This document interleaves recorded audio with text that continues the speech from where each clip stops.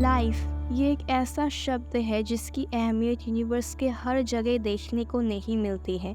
भले ही हम अपने धरती से कई तारे देख सकते हैं जिनकी काउंटिंग करना भी मुश्किल है। इसके अलावा भी ये सभी स्टार जो आप धरती के आसमान से देख रहे हैं, इन सभी स्टार के पास अपना एक स्टार सिस्टम होता है जिसमें ऑन एवरेज 7 से 8 प्लैनेट्स तो जरूर होते हैं। फिर भी लाइफ को सस्टेन करने के लिए जो एक पर्टिकुलर एनवायरनमेंट की जरूरत होती है वो हर जगह नहीं मिलती है। इस लाइफ को किसी भी प्लैनेट में होने के लिए उस प्लैनेट में सभी जरूरी न्यूट्रिएंट्स, एलिमेंट्स एंड एक स्ट्रॉन्ग लाइफ सपोर्टिंग एनवायरनमेंट होना बहुत ही जरूरी है, जो बहुत रेयरली ही किसी भी प्लेनेट में देखने को मिलता है। इसलिए हम और आप जिस प्लेनेट में रहते हैं वो किसी वरदान से कम नहीं है। हमारे अर्थ में लाइफ को सपोर्ट करने वाले सभी एलिमेंट्स एकदम सही रेशो में है, इसलिए हम और आप और पूरी की पूरी लाइफ आज जिंदा है। लेकिन हमारे सोलर सिस्टम में जो बाकी के 7 ग्रह हैं, उनका क्या हम उन प्लैनेट्स पर नहीं रह सकते? और आप वहाँ रहने चले भी गए तो आप वहाँ पर कितने समय तक जिंदा रह सकते हैं? तो चलिए आज की इस वीडियो में सोलर सिस्टम को एक्सप्लोर करते हैं। सो हाय गाइस, एक बार फिर से welcome back to our channel. So आइए शुरू करते हैं।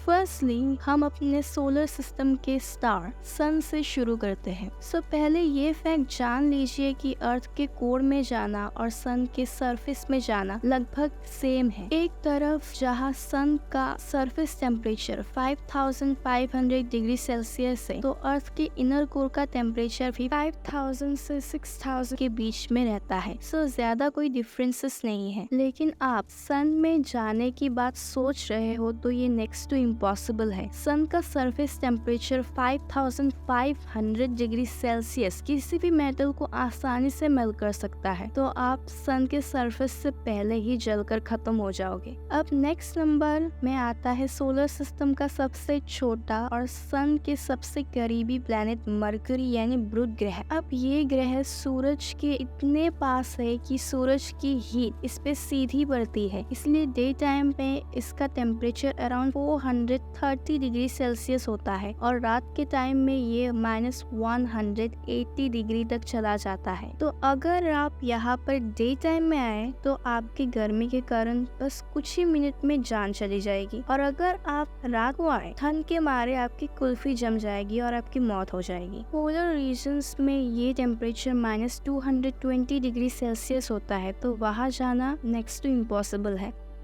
अब हमने मरकरी को तो एक्सप्लोर कर लिया, तो चलिए अब वीनस पर चलते हैं। लेकिन उससे पहले एक वार्निंग, वीनस में डे टाइम में एवरेज टेम्परेचर ही करीब 462 डिग्री सेल्सियस होता है और इसकी हाई टेम्परेचर तो सच में बहुत ही हाई होती है। एक तरफ दिन के टाइम में जला देने वाली गर्मी, वही दूसरी तरफ रात के टाइम में इस प्लेनेट में जमा देने वाली ठंडी होती है। इस प्लेनेट में सरफेस कंडीशंस इतनी बुरी होती है कि अगर आप किसी तरह से विदाउट स्पेस सूट इस प्लेनेट में चले भी गए तो सिर्फ कुछ ही सेकंड्स में आपकी मौत हो जाएगी।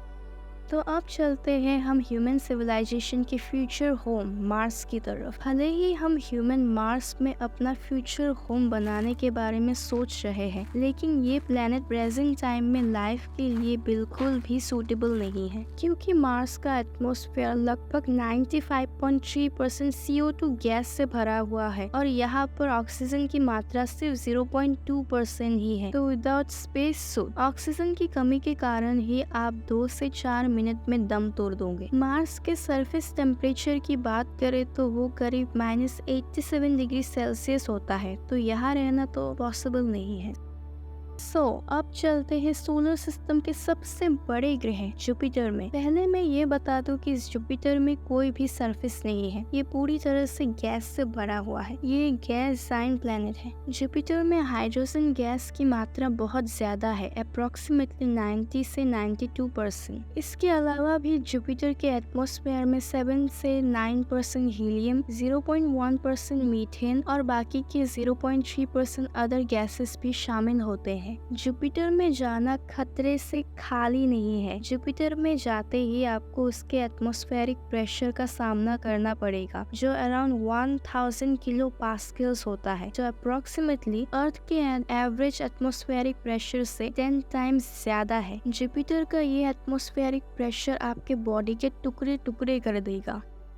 इसके बाद आते हैं सैटर्न, यूरेनस एंड नेपच्यून। ये तीनों भी गैस जाइन प्लैनेट्स हैं और इनमें भी जुपिटर की तरह सेम कंडीशंस होते हैं। इन प्लैनेट्स में स्ट्रॉन्ग एटमॉस्फेरिक प्रेशर के साथ साथ बहुत तेज हवाएं भी चलती है और भयानक हेक्सागन साइज के तूफान भी आते हैं। इन सभी इंफॉर्मेशन से हम यही कंक्लूड कर सकते हैं कि लाइफ के लिए, हमारे रहने के लिए धरती ही सबसे बेस्ट प्लेनेट है। ये एक अनोखा प्लेनेट है। सो इस एपिसोड में इतना ही। अगर आप लोग ईच प्लेनेट में एक डिटेल वीडियो चाहते हो तो कमेंट्स में जरूर लिखिए। अगर ये वीडियो इन्फॉर्मेटिव लगी हो तो प्लीज लाइक करें और शेयर भी करें। Thanks for watching.